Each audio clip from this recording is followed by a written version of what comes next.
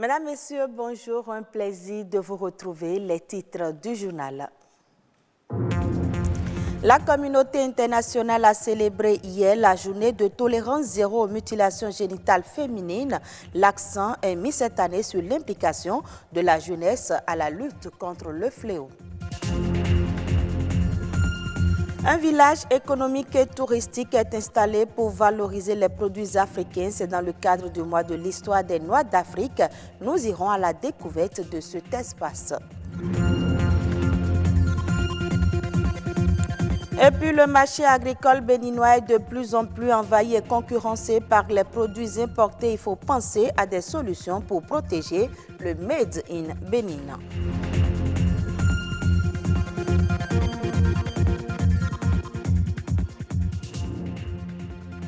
Mettre fin aux mutilations génitales féminines d'ici à 2030, c'est le mot d'ordre lancé par les Nations Unies en vue de susciter une plus grande mobilisation autour de la lutte contre les mutilations génitales féminines, communément appelée excision.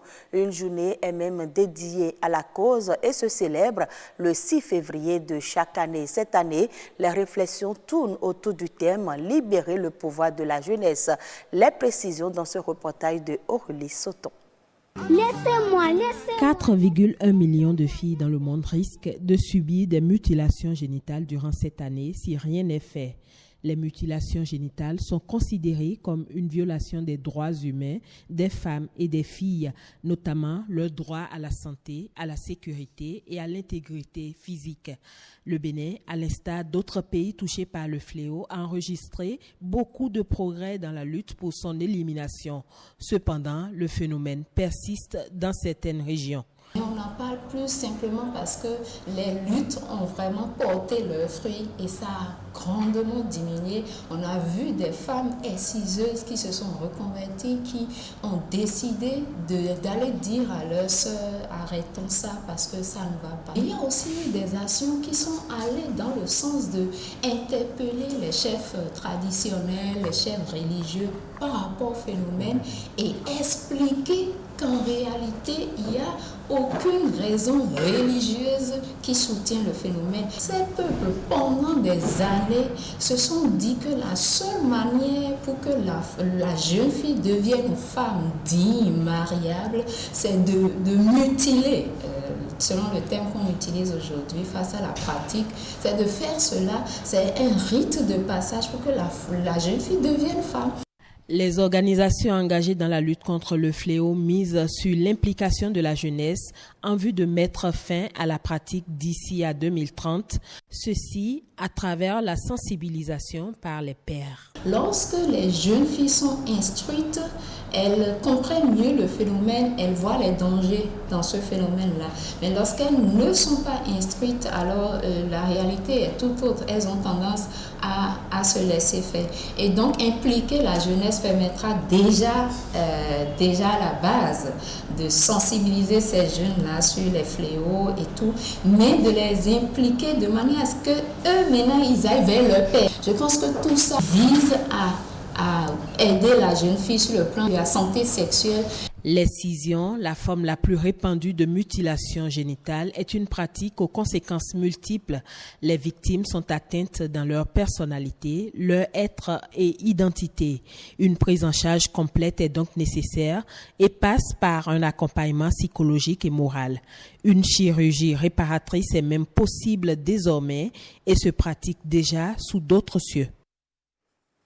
Dans le cadre du mois de l'histoire des Noix d'Afrique, un village économique et touristique est installé pour valoriser les produits africains. L'objectif est de faire face à la concurrence des produits importés en Afrique. Plus de précisions dans ce reportage de Perspective Tossa. Sur ces étals, une diversité d'articles fabriqués en Afrique. Pour booster l'économie africaine et concurrencer les produits d'importation, les fabricants redoublent d'ingéniosité pour satisfaire aux exigences des consommateurs. L'intérêt, c'est justement montrer la production africaine. Si vous voyez, nous valorisons ici les produits africains.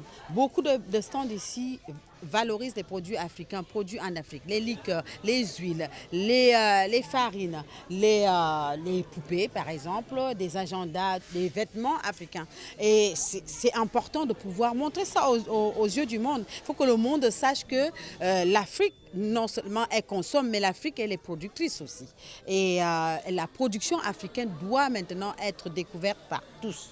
Montrer au monde qu'ils peuvent venir consommer en Afrique, ils peuvent consommer du bio. Produits bio, il n'y a aucun doute, l'Afrique en a la capacité et possède les ressources nécessaires. La confection de ces articles nécessite un savoir et un savoir-faire. Parmi cette panoplie d'articles et accessoires, ce qui retient le plus l'attention des visiteurs, ce sont ces poupées noires. Des poupées noires, parce que ça fait partie de ma collection. Et puis pourquoi pas des poupées noires? Si on achète des poupées blanches, il faut acheter des poupées noires. Nos poupées noires sont des poupées qui représentent les reines africaines. Et là, je tiens entre les mains la reine Nani. Et la reine Nani, en fait, n'est que une reine de la Jamaïque. Nous avons aussi la reine Zinga, qui est de Angola, la reine Tassingangbe du Dahomey, pour que la prochaine génération puisse pouvoir se reconnaître en quelque chose. Pourquoi? Parce que nous avions des poupées caucasiennes. Et ces poupées-là ne représentent pas nos enfants. Et nous voulons changer ce processus. Promouvoir sa culture, c'est bien. La vivre, c'est encore mieux. À l'ère de la mondialisation, la diversité culturelle devient un enjeu économique. Le marché agricole, c'est un lieu de vente et d'achat pour agriculteurs et producteurs au Bénin. Ce marché est de plus en plus confronté à une concurrence des produits importés. Pour booster l'économie, il faut donc le protéger et il existe bien des mécanismes pour y arriver. Albert Ronlonco est économiste. Il propose quelques pistes de solutions. Le marché agricole, c'est un marché qui regroupe bien sûr les offres et les demandeurs, ceux qui achètent et ceux qui vendent des produits issus de l'agriculture de façon générale. Protéger le marché, c'est une manière de l'isoler un peu de la concurrence des produits qui sont importés. Quand on subventionne les intrants, par exemple, c'est une manière de protéger. Par exemple, subventionner les intrants, ça veut dire quoi? Ça veut dire que quand le producteur veut calculer le revenu issu de sa production ou le profit issu de la production, il va faire le prix moins le coût. Maintenant, si l'État subventionne le coût, c'est que les coûts sont faibles et ça va augmenter le profit et ça permet aux producteurs de rentabiliser leurs activités qui, si elles n'étaient pas subventionnées, ne seraient pas rentables. Si un commerçant de produits agricoles quitte Cotonou pour aller acheter un produit peut-être à Abomey par exemple, si la route n'est pas bonne, ça va augmenter le coût. Et ce qu'il va offrir aux paysans là-bas serait beaucoup plus faible. Donc il y a tout un tas de mesures qu'il faut mettre en place, dont les infrastructures publiques, dont l'accès au crédit, dont l'accès aux intrants, etc. Mais au-delà de ça, il faut aussi promouvoir la transformation locale. Il faut qu'on ait des industries qui transforment ces produits-là. Parce qu'il y a certains produits, par exemple, qui sont très périssables et que si on ne les transforme pas en un temps record, ces produits-là pourrissent. Or, c'est ce qu'on arrive à vendre qui doit couvrir toute la production. Suivons à présent un condensé de l'actualité en bref et en images. C'est une présentation de Marianne Bossemende. Bientôt une zone économique à Glodjigbe. C'est une décision prise en Conseil des ministres le mercredi dernier. Elle vise à attirer les investisseurs vers des activités comme la transformation et l'industrialisation de produits agricoles. Ce nouveau projet s'inscrit dans le cadre du programme d'action du gouvernement et a pour but principal d'attirer des investissements étrangers et faciliter la création d'entreprises à travers des incitations fiscales. De Glodjigbe à Cotonou, l'aéroport international Cardinal Bernardin-Gontier changera aussi de visage avec les prochains travaux en vue. Il s'agit essentiellement de l'agrandissement du hall départ de l'aérogare passager, des aménagements du pavillon présidentiel et du salon d'honneur, mais aussi l'acquisition et l'installation de systèmes d'information modernes. Des mesures qui, à terme, vont favoriser une meilleure gestion des opérations aéroportuaires et l'amélioration des prestations. Les usagers des lieux peuvent donc s'attendre prochainement à des formalités d'enregistrement plus aisées, de meilleure facturation et un affichage automatique des vols. La commune d'Abomey-Calavi accueille bientôt un centre hospitalier universitaire de référence. Il s'agit de l'hôpital de référence le plus complet de la sous-région ouest africaine. Il a une capacité de 516 lits et dispose de services de pointe, notamment dans le domaine médical, en cardiologie interventionnelle, gastro-entérologie et autres spécialités médicales. L'une de ses particularités est la mise en place pour la première fois au Bénin d'un service de médecine nucléaire et de radiothérapie. Il va garantir la prise en charge sur place de toutes les pathologies qui faisaient l'objet d'évacuation.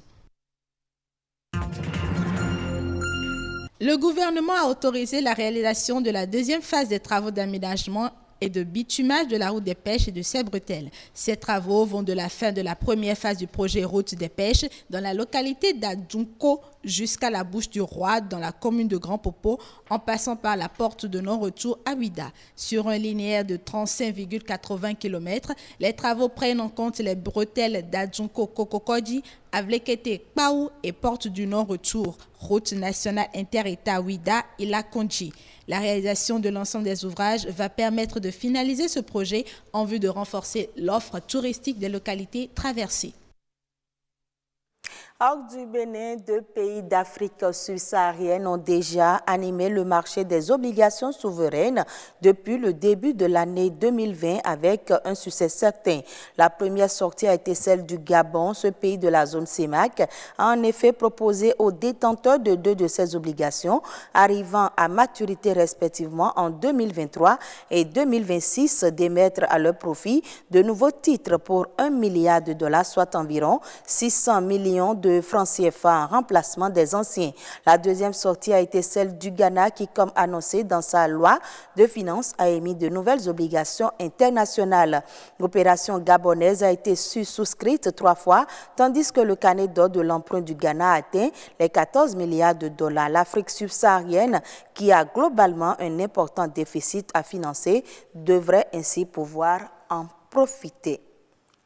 Et c'est la fin de ce journal. Merci à vous de l'avoir suivi.